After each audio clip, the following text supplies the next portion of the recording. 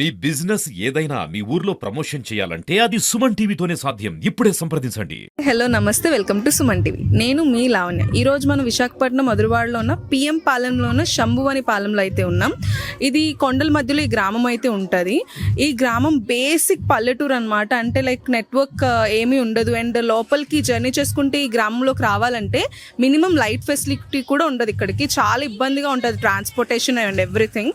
So ఈ గ్రామం కోసం మరికొన్ని వివరాలు మనం గ్రామస్తులను అడిగే తెలుసుకోవాలి. సో వాళ్ళని అడిగి మరికొన్ని వివరాలు తెలుసుకుందాం.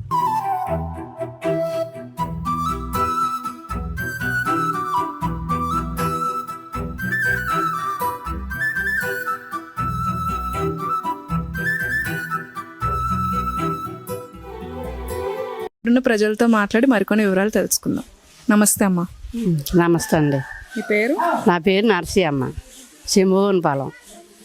నాస్త బస్ స్టాప్ కానించి రోడ్డు బాగలేదు. చదువు ఇబ్బంది పడతాండ్రు. ఊళ్ళోని పనులు లేవు. పైకి వెళ్తాండ్రు. పొద్దున్న 5 గంటలకు వెళ్ళిపోతాండ్రు.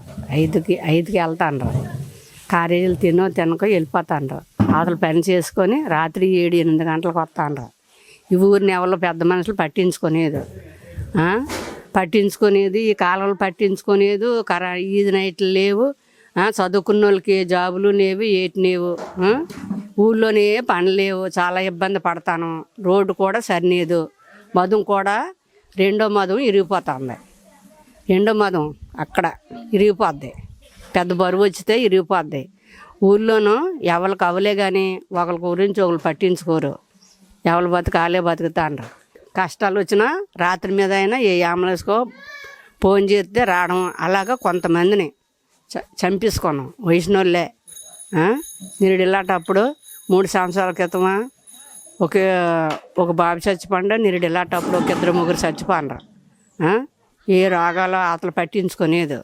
మరి ఇదేడిది ఏం కార్డు అమ్మే? ఆర్ఈసీ కార్డు పని చేయదు అన్నారు. ఒక బాబుని క్యాన్సల్గా ఎన్నో హాస్పిటల్కి తిప్పి చంపేసుకున్నాం. ఎవరు పట్టించుకొని గవర్నమెంట్ కూడా మమ్మల్ని పట్టించుకునేది. కొంతమందికి 50 సంవత్సరాల వాళ్ళకి పింఛనీలు కూడా రానేదు. అసలు వాళ్ళకే వస్తానే కానీ ఎవరికి రానేదు. ఈ ఊళ్ళోనే ఎవరు కూలి చేసుకొని బతకడం వాళ్ళింటి సమస్యకే ఊరు పెద్ద మనుషులు కూడా పట్టించుకునేదు. మా బాధలు వీళ్ళకి ఉన్నాయి. ఇన్నాళ్ళు అడుగు ఉండేది కొట్టుకొని బతుకోను. ఇక పైకి వెళ్ళిపోయి పని చేసుకోవడమే. ఇక్కడ ఏది లేదు మాకు. ఉనికడుగు భూములు అన్నీ అమ్మేసుకొని ఇలాగ అమ్మేసుకున్నారు. ఇలాగ అవి డబ్బుని అన్నాలో చేసినారో ఇప్పుడు ఏం లేదు. పైకి వెళ్ళిపోతాండ్రు పనులకి. చిన్నోళ్ళేటి పెద్దోళ్ళేటి అందరూ తినకో వెళ్ళిపోతాండ్రు. పొద్దుడు చేరుతాండ్రు. పై దేశం కూడా వెళ్తాండ్రు. ఆరాడి ఎండాడి ఏ పని ఉంటే ఆ పనికే పోతాండ్రు. వెళ్ళి అన్న డబ్బులు తెచ్చుకొని బతుకుతాండ్రు. గవర్నమెంట్ కూడా ఓట్లు వెళ్ళాల్సినప్పుడు వస్తే నాయకుడిని అంతాడు. నాయకుడిని అంతాడు ఒక్కొక్కడును. కానీ పరక చేతులు ఎట్టేసి ఓట్లు వేయించుకుంటారు. కాళ్ళు అలా పానాయి. ఎవడైనా ఇప్పుడు వచ్చి చూస్తాడా? ఊరికి ఏటుంది మా ఊరికి?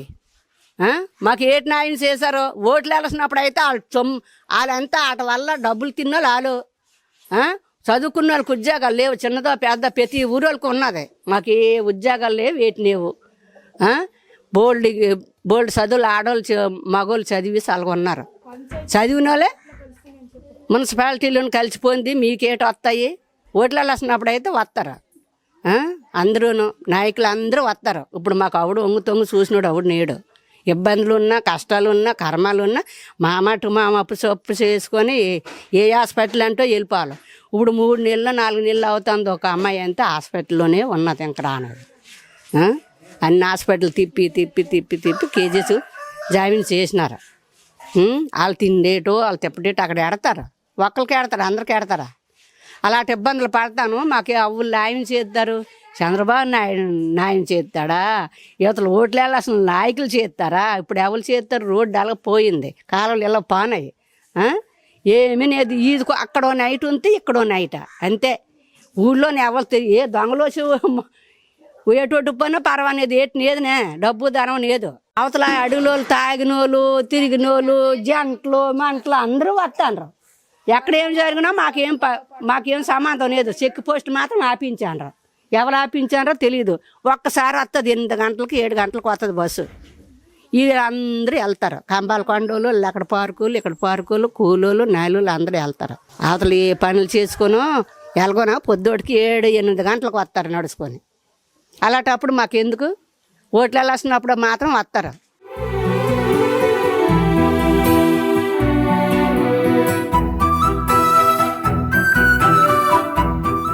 నమస్తే. నా పేరు అచ్చమ్మ అండి. అచ్చమ్మ అయితే మరి ఇంతకు ముందుకి ఇప్పటికి బాగా మారింది. ఊరు మారింది. బస్సు పడిందని మధ్యలో ఒక పూట ఇంతకుముందు అయితే వచ్చేది 3 పూటలు వచ్చేది. అలాంటిదంటే ఇప్పుడు ఉదయం వస్తుంది, సాయంత్రం రాలేదు. మరి ఇటు నుంచి వెళ్ళోలే కానీ మళ్ళీ అటు నుంచి ఎలాగ వస్తామండి? పొగలైతే ఎలాగని వెళ్ళిపోతాం, నైట్ పూట ఎలాగ వస్తాం? తాయిన వాళ్ళు రోడ్డు మీద ఉంటారు. అక్కడ గట్టు ఉంది కదా, చెరువు గట్టు కూడా ఉంటారు. అయినా ఇంకోసారి బస్సు వచ్చేలాగా ఉంటే బాగుంది. అదే బస్సు ఎన్ని గంటలకు ఉదయం వచ్చేస్తుంది. ఆ టైం అప్పుడు ఎందుకండి వచ్చిన బస్సు? అదే 9కి 8కి వచ్చింది అనుకోండి, 8కి కలుస్తుంది. 9కి అయితే వెళ్తారు ఎక్కడికైనా. 7 కంటే మరి ఎవరు వెళ్ళలేరు కదా లెగిసి. కొద్ది పనిలే అదే మరి రోడ్డు కొద్దిగా బాగాలేదు, అలాగే ఊరు కూడా కాలలేదు. అందరూ అంత అనరు. అమ్మ మీకు ఏడు ప్రాబ్లం అని అన్నీ అడుగుతారు. ఇలా ఉన్నాయండి మా ఊరు పరిస్థితి అంతే, మా బతుకు తిరిగేలా కానీ అడుగుతాం కూడా. అడిగితే మీకేమమ్మా, మీ తర్వాతే మా ఇంకా ఉంటారు కదా బోల్ మంది, వాళ్ళకి అమ్మ మీ క్యాస్ట్ తర్వాత ఉన్నోళ్ళకి అంటారు. కానీ చదివి అప్పులు చేసి చదివించినా ఏ జాబులు లేవు, ఏటి లేవు, మీ తర్వాత అంటారు. ఇప్పుడు వచ్చి ఎవరికైనా గవర్నమెంట్ జాబ్ లేదు. 3 పూటలు వచ్చేది, ఉదయం సాయంత్రం మధ్యాహ్నం వచ్చేది. అలాంటిదంటే 1 పూట వస్తుంది. ఇటుకి వెళ్తే తీసుకెళ్ళి దించడమే కానీ మళ్ళీ అటు నుంచి రావడం కూడా ఎలాగంటే అలాగని. ఇప్పుడు ఏంటంటే ఎక్కడెక్కడ హాస్టల్ అంటుండారు వాళ్ళు కూడా. మా ఊళ్ళో బస్సు పడింది అని ఆనందంలోనూ అక్కడ మానేసి ఇంటికాడ కూడా చదువుతాండ్రు. అంటే 10th వరకు అక్కడ బయటని మరి అదే కాంప్లెక్స్ వరకు వెళ్తాండ్రు. మరి అటు నుంచి ఎలాగ రావాలండి? అది కాక అక్కడ రోడ్డు కాడ తాగేసి మనుషులు ఉంటారు. ఒకళ్ళు అయితే 2 అయితే వచ్చేస్తారు. మరి ఒకళ్ళు అంతే ఏటి వస్తారండి? మాకు అంతే ఊరు మార్పు అంతే. ఏటంటే మా మనుషులే మారాను చిన్నదే అంతే. అప్పుడు అడుగు కొట్టుకొని బతుకోరు, ఇప్పుడు అడుగు కొట్టుకోలేదు మలవన. అప్పుడు రోజులు వేరే, ఇప్పుడు రోజులు వేరేగా ఉంది. కానీ మనుషులు మాత్రం మారలేదు. ఎప్పుడు అలాగుండిపోయింది. కాలువలు అన్నారు, రోడ్డు వేసేస్తామన్నారు, అవన్నీ చెప్పారు. కానీ చూడండి ఒకసారి కాలువ. అన్ని ఊర్లకి అన్నీ బాగున్నాయి, అన్ని సౌకర్యాలు ఉన్నాయి. కానీ మా ఊరికి ఏ సౌకర్యం ఉండదు. అదే బయటకు వెళ్తే కూలి అన్నట్టు, లేకపోతే లేదు. అదే బస్సు ఉంటే 2 పూటల ఏ టైం అప్పుడునే వస్తుంది బస్సు. ఏదో పని చేసుకుని ఇంటికి వెళ్ళిపోవచ్చని ధైర్యం. ఇప్పుడు ఆ ధైర్యం కూడా లేదు కదా.